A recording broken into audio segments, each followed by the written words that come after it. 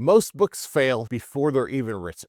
And it's not because of the cover. It's not because of the title. It's not because of the number of reviews on it. It's definitely not because of the ads. It's because it was running on a topic nobody wants to buy. Real demand on Amazon isn't one book selling in a niche. One book selling could be a fluke. It could be an author with a big list. It could be the cover. It could be a launch push. It could be a lot of different things. So we never look at just one book when determining, is there enough demand for this topic? What you want to focus on is discovering patterns on Amazon. Multiple books on the first page, steady review counts across all of them. Not one book with like 4,000 reviews and then the rest with 12. Stable rankings month over month. This tells you there's a consistent stream of buyers buying books, variety of books on that topic. When you publish a book that's in weak demand territory, there's no amounts of optimization, review count, ads, or any of that. None of that's going to help you. You can have a beautiful cover, a sharp title.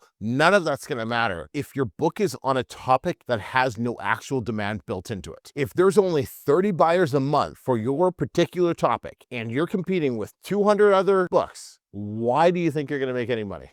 So I have to hammer this point home. Demand is the end all and be all when it comes to finding success with self-publishing. The mistake I see publishers make all the time is they think they've picked a winning topic because they're looking at all the wrong data. Or even worse, because they think, or their mom told them, or their friend told them, or their whoever told them that their book idea is a great idea. That's like the worst possible thing. You gotta validate before you write. Look at the patterns. If demand isn't there, there's no algorithm in the world that's gonna be able to promote your book.